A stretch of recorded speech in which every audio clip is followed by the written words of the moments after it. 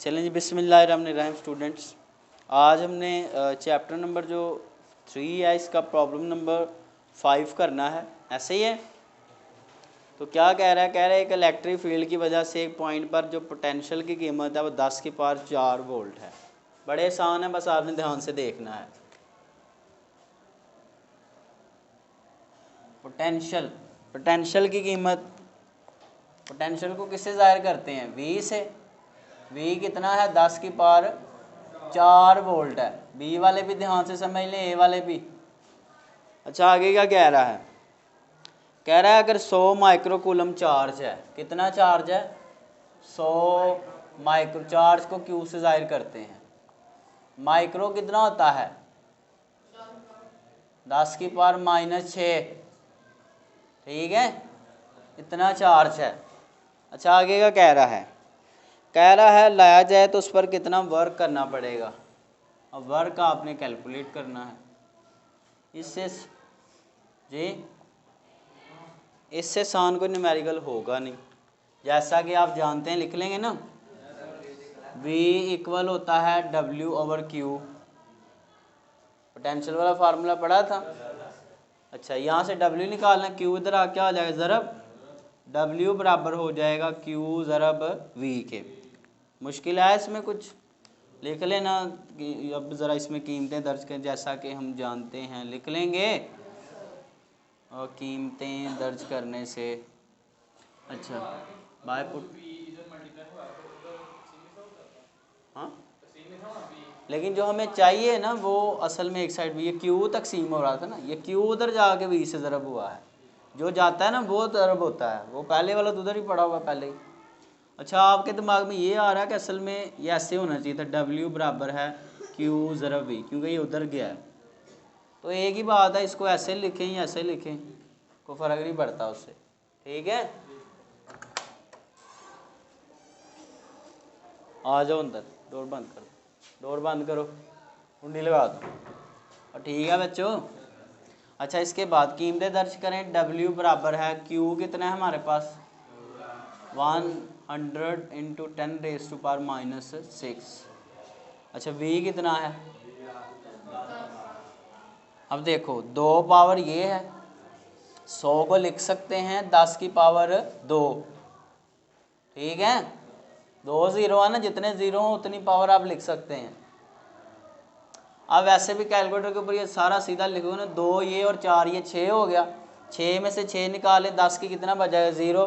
किसी भी नंबर की पावर 0 तो जवाब क्या आता है? 1। तो आप वैसे भी कैलकुलेटर के ऊपर ये सारी रकम लिख के प्रेस करोगे इक्वल, तो 1 आएगा। वर्क का यूनिट क्या होता है? J, यानी कि जूल। ठीक है, और ठीक है बच्चों। अच्छा जी, इसके बाद प्रॉब्लम नंबर,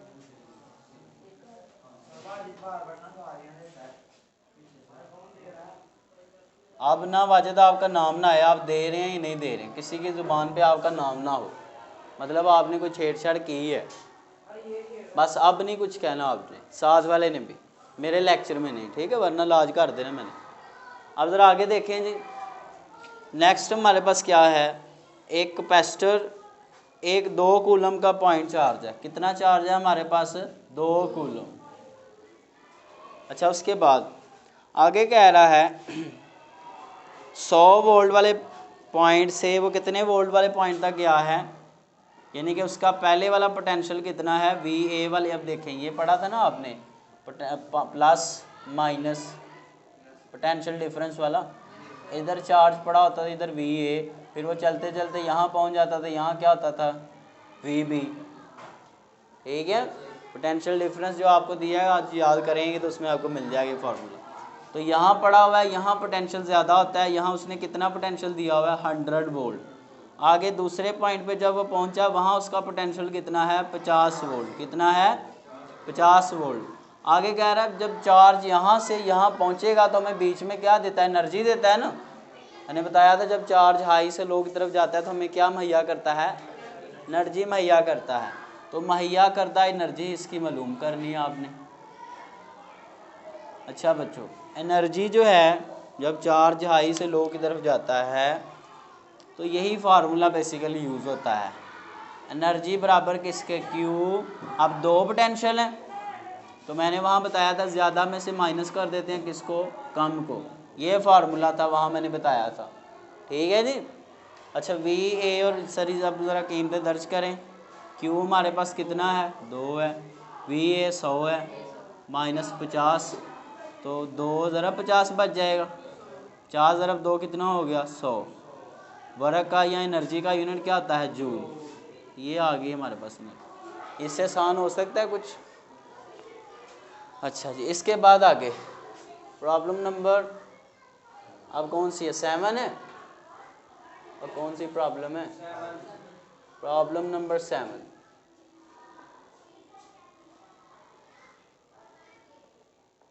डाटा है बच्चों उसका, एक कैपेसिटर को 9 वोल्ट की बैटरी से जोड़ा गया है। कितने वोल्ट की बैटरी से, 9 वोल्ट।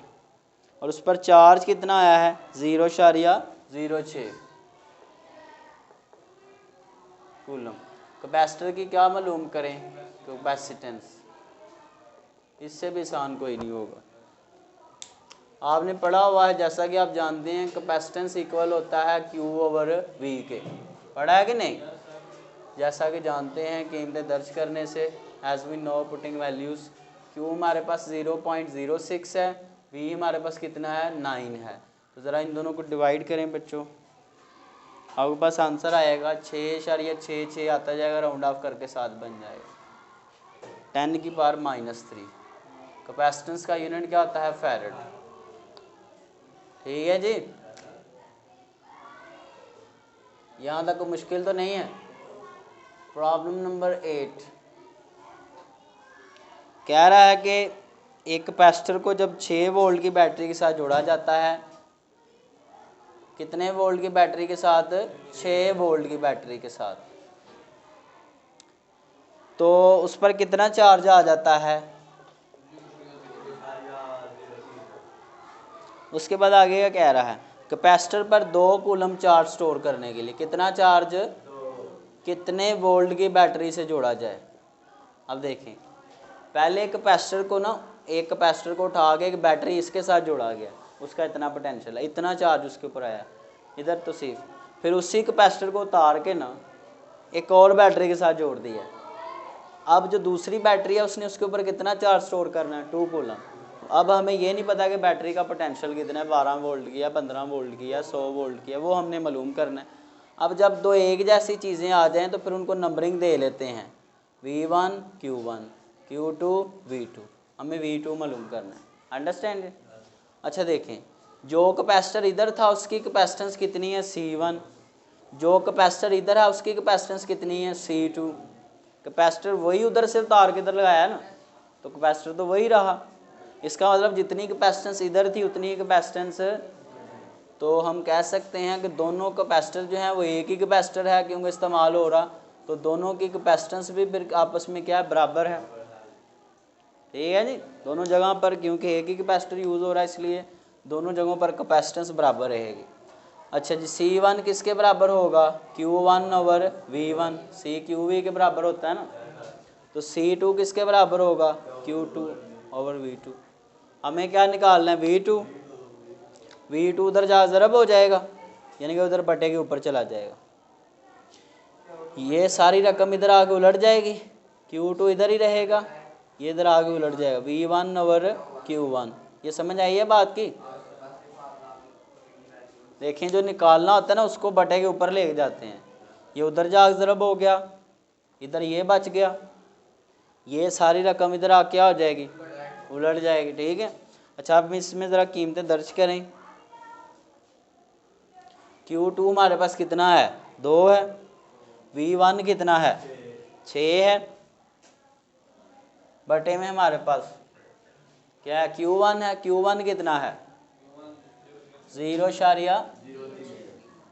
करें ज़रा, पहले 6 को 0.03 से तकसीम करें, जो भी जवाब आए उसको ज़रब करें किसके साथ, 2 के साथ, 400। तो V2 आ गया है 400, और V का यूनिट क्या आता है, वोल्ट। इसमें कुछ मुश्किल था, आसान ही था ना ये भी। अच्छा जी, इसके बाद प्रॉब्लम नंबर 9 और 10। थोड़े से ये मुश्किल नहीं है, ठीक है, थोड़े से ज़्यादा मुश्किल हैं, लेकिन इतने मुश्किल नहीं, बस आपने गौर से समझना चीज़ को। ये पेपर में भी इस दफ़ा एक आया हुआ था इनमें से, बड़े आसान है वैसे। हाँ जी, 2 कैपेसिटर जिनकी कैपेसिटेंस बिलतरतीब 12 माइक्रोफैरड और 6 माइक्रोफैरड है। 2 कैपेसिटर हैं, पहले की कैपेसिटेंस कितनी है 12 माइक्रोफैरड, दूसरे की कितनी है 6 माइक्रोफैरड, ठीक है। कह रहा है इनको सीरीज तरीके से जोड़ा गया और कितने वोल्ट की बैटरी के साथ, 12 वोल्ट की बैटरी के साथ। इस जोड़ की क्या मालूम करें, मसावी कैपेसिटेंस और हर कैपेसिटर पर जो चार्ज की मकदार है, पहले पर Q1 होगा, दूसरे पर कितना होगा, पहले की प्लेट्स के दरमियान पोटेंशियल का फ़र्क V1, दूसरे के दरमियान, ठीक है, समझ आई यहाँ तक। फैज़ान इधर। अच्छा जी, अब ज़रा हम क्या करेंगे इसका सल्यूशन। अब लिख लेंगे चूँकि ये कैपेसिटर्स का सीरीज़ जोड़ है, कौन सा जोड़ है, सीरीज़ जोड़ है, तो सीरीज़ जोड़ में आप जानते हैं कि C इक्वलेंट बराबर होता है किसके, 1/C1, ये फार्मूला आया था, याद है। तो अब हमें जो निकालना है वो कीमतें दर्ज करते हैं इसमें। देखें, एक मैं देसी सा टोटका बताने लगा हूँ आपको। अगर तो बच्चों जो निकालना है वो भी वही रकम उसी तरह की चीज़ है, और जो दर्ज किए जा रहे हैं वो भी उसी तरह के हैं, जैसे इधर भी कैपेसिटेंस है, इधर भी कैपेसिटेंस है, तो फिर आप सिर्फ ये नंबर दर्ज करें, आगे वाले को वैसे ही रहने दें, वो वैसे ही एंड पे आंसर के साथ लगा देंगे, ठीक है, आसानी के लिए कर रहा हूँ। C1 की कीमत क्या है 12 है, C2 कितनी है 6, आप चाहे तो माइक्रो भी साथ लगा सकते हो, यूनिट तो हम लगाते ही नहीं ना, ठीक है, समझ आ रही बात की, लेकिन वो माइक्रो मुक्रो एंड पे आ जाएगा। एलसीएम कितना आ जाएगा 12, तो 12 एक बार 12, जितने से ज़रब करने से है ऊपर वाले को भी उतने से ही ज़रब करके लिख देते हैं, एक दफ़ा एक ज़रब एक कितना हो गया 1। अब 6 को किससे ज़रब करें 12, 2, तो ऊपर वाली रकम को 2 से ज़रब करके लिख देना है, 2 ज़रब 1 2, समझ आइए बात की। ज़ाब का लेना तो आता ही होगा ना यार आप लोग को। ऊपर आ गया, ये आ गया 3/12, कितना आ गया 3 एक बार 3, 3 4 बार 12, तो कितना आ गया 1/4। अच्छा, हमें मसावी कैपेसिटेंस चाहिए, साथ ये बटा बुटा नहीं हमें चाहिए, हमें C इक्विवेलेंट की कीमत चाहिए बस। तो 4 उधर ज़रब कर लें, ये इससे 1 या दोनों को उल्टा लें, ठीक है, तो ये बन जाएगा C इक्विवेलेंट बराबर किसके हो जाएगा 4 के। इनके साथ क्या लगा हुआ था माइक्रोफैरड, ये भी कैपेसिटेंस थी, ये भी कैपेसिटेंस है, तो चुप करके इसके साथ भी क्या लगा दो माइक्रोफैरड। यही जवाब है, मुश्किल तो नहीं कुछ इसमें, वाजिब क्या समझो बाहर है। चलें इसके बाद आगे देखेंगे, जहाँ से समझा करें ना फिर नहीं मुश्किल होती। अच्छा जी, अब दूसरी बात, सीरीज़ तरीके में सारे जो क्यू होते हैं वो आपस में क्या होते हैं बराबर, क्या होते हैं आपस में। जब मैंने ये लॉन्ग आपको पढ़ाया था तो एक क्यू निकालने सारे क्यू निकल आएंगे, ठीक है जी। अच्छा, क्यू किसके बराबर होता है, अगर ये बैटरी वाला क्यू निकालें तो बैटरी वाला क्यू बराबर आएगा, क्यू बराबर होता है कैपेसिटेंस वाले फार्मूले से CV के, इसके बराबर होता है।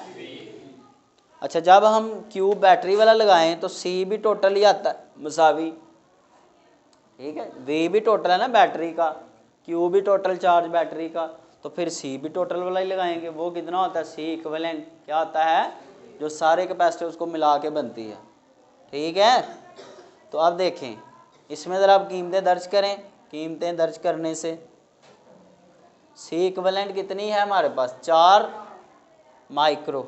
अब देखो, अब जो चीज़ निकालनी है वो कुछ और है, जो आगे दर्ज हो रही हैं वो कुछ और हैं, तो फिर आपने साथ प्रीफिक्स दर्ज कर लेना है, ठीक है, याद रहेगी ये बात। अच्छा तो सी इक्वलेंट है 4 माइक्रो, ये देख लो, एफ तो 7 यूनिट तो नहीं लगाते। वी कितना है हमारे पास 12 था, तो 12 ज़रब 4 48 माइक्रो, 7 वैसे ही रहा। क्यू का यूनिट क्या होता है कूलम, तो क्यू आ गया जी, एक क्यू आ गया, तो सारे क्यू तो हमें पता है उतने ही हैं, बराबर ही है ना सारे, तो सारे क्यू आगे कि नहीं, ठीक है बच्चों। अच्छा इसके बाद रह क्या गया है, रह गया है इसके बाद V1 और V2। अच्छा फिर फार्मूला यही इस्तेमाल होना है, Q बराबर किसके होता है CV के, V किसके बराबर होगा Q बटा C के, C उधर जा तकसीम हो जाएगा, ठीक है। तो जब V1 निकालना है तो V1 बराबर है Q1 बटा C1, V2 निकालना है तो Q2 बटा C2। मुश्किल है इसमें कुछ, एक ही फार्मूला है, Q बराबर है CV, वही बार बार की सब बेटा इस्तेमाल हो रहा है, ठीक है। अच्छा अब इसमें ज़रा कीमतें दर्ज करें। Q1 कितना है 12 है, 12 माइक्रो, ऐसे ही है ना। Q1 कहाँ पे है, Q1 अभी निकाला था 48 आया था, 48 माइक्रो यही आया है। C1 कितना आया था 12 माइक्रो, ये देख रहे हैं, तो लो जी माइक्रो माइक्रो से कट गया, या चुप करके वैसे ही कट गया। 10 ज़रब 4 48 और 12 ज़रब 4 48, तो 4, V का यूनिट क्या होता है वोल्ट, आ गया यही जवाब। इस तरह इधर भी दर्ज करें। Q2 कितना है हमारे पास 48 माइक्रो, C2 कितना है 6 माइक्रो, माइक्रो माइक्रो से गया 6 ज़रब 4 8 48, 8 वोल्ट, यही आंसर है। मुश्किल है इसमें कुछ, बच्चों को ये मुश्किल लगता है, पेपर में आ जाता है, लेकिन ये इसमें कोई मुश्किल चीज़ नहीं है। Problem number 10 and last one, जो 2 एग्जाम्पलें रह गई हैं, एक सीरीज़ वाली एक पैरेलल वाली है, वो सेम ऐसे ही आपने करनी है, ठीक है। पीछे मिसालें 2 दी हुई हैं। अच्छा 10वीं वाली बड़ी आसान है जी, कह रहा है 2 कैपेसिटर जिनकी कैपेसिटेंस बिलतरतीब 12 माइक्रोफैरड, पहले की कैपेसिटेंस कितनी है C1 12 है और C2 कितना है 6, माइक्रो ऐसे डाल दें, U डाल के इधर ऐसे, ठीक है। अच्छा कितने वोल्ट की बैटरी से जोड़ा गया है 12 वोल्ट की बैटरी से, इनकी क्या मालूम करें मुसावी कैपेसिटेंस, हर कैपेसिटर पर क्या मालूम करें चार्ज की मकदार, और इनके दरमियान क्या मालूम करें पोटेंशियल डिफरेंस, समझ आ रही है। अच्छा आप उर्दू लिख सकते हैं, चूँकि ये कैपेसिटर्स का कौन सा जोड़ है पैरेलल है, चूँकि ये पैरेलल जोड़ है, बुक पे पढ़ा नहीं आपने, पैरेलल जोड़ है, तो पैरेलल जोड़ में जो C इक्विवेलेंट होता है वो बराबर होता है C1 जमा C2, ये तो इंतहाई आसान है। C1 कितना है 12 है, C2 कितना है 6 है, 12 और 6 कितना हो गया 18। अच्छा मैंने बताया जो उन C के साथ लगा हुआ है वही इनके साथ भी लगा दें, ठीक है जी। तो ये आ गया है C इक्विवेलेंट, मुश्किल है इसमें कुछ। और B वाला समझ आ रही है, B वालों को अगर ये तकलीफ़ दे रहा है तो ये आसान है, इसको आप समझ लें ध्यान से, ये कर लीजिएगा। अच्छा इसके बाद आगे जब पैरेलल तरीके से जोड़ा जाता है ना, पैरेलल में सारे V आपस में क्या होते हैं बराबर होते हैं, क्या होते हैं। अच्छा V तो उसने खुद दे दिया आपको, तो सारे V निकल आए, V उसने दे नहीं दिया, तो सारे तो बराबर हैं आपस में, तो एक V आ गया तो सारे V आ गए, ये भी हो गया। रह क्या गया Q रह गया, ये फार्मूला Q बराबर किसके होता है, तो जब Q1 निकालना है तो Q1 बराबर है किसके C1 V1, Q2 निकालना है तो बराबर है किसके C2 V2 के। मुश्किल है इसमें कुछ। अच्छा अब ज़रा आप इसमें वैल्यूज़ पुट करें। C1 कितना है बच्चों, कितना है C1 12, माइक्रो भी साथ लगा लें क्योंकि अब मुख्तलिफ चीज़ें हैं, ठीक है। V1 कितना है वो भी 12 है, यूनिट नहीं साथ लगाते प्रीफिक्स लगाते हैं, ये जो एंड वाली चीज़ होती है ना ये नहीं लगाते, ये लगाते हैं बस। तो 12 ज़रब 12 144 माइक्रो साहब वैसे ही साथ आ गए। Q का यूनिट क्या होता है कूलम, इसी तरह इसको भी हल कर लें। C2 कितना है 6 माइक्रो है, ज़रब 12, 12 ज़रब 6 72। तो यही जवाब है आपका। मुश्किल है इसमें कुछ? तो बी वाले जो बच्चे हैं वो पैरेलल वाली ये न्यूमेरिकल कर लें और इसके साथ पैरेलल वाली बस मिसाल कर लीजिएगा जब अगला टेस्ट आएगा। ये अगर आपको लंबा लग रहा है तो इसको आप बेशक छोड़ दें, ठीक है। तो नोट कर लें बेटा, इन्ना लिल्लाहि व इन्ना इलैहि राजिऊन। ये हमारा चैप्टर था, उम्मीद करता हूँ आपको अच्छे से समझ आई होगी। इसमें अगर कोई मसला रह गया है तो उस मसले को हम बाद में हल कर लेंगे। अब इंशाल्लाह हम नेक्स्ट चैप्टर स्टार्ट करेंगे और जिन स्टूडेंट्स को आगे से कोई मिसिंग है कोई टॉपिक, वो अभी से नया चैप्टर साथ शुरू कर सकते हैं। आपके लिए तो ये भी ऑप्शन है कि जिन बच्चों ने इधर छुट्टी की है क्लास में, अब वो जाके ये लेक्चर यूट्यूब के ऊपर तो पढ़े होंगे, तो आपको कोई अगर लेक्चर छूट गया हो तो वहाँ से देख के अपनी तैयारी कर सकते हैं, ठीक है जी। अल्लाह हाफिज़ जी। नोट कर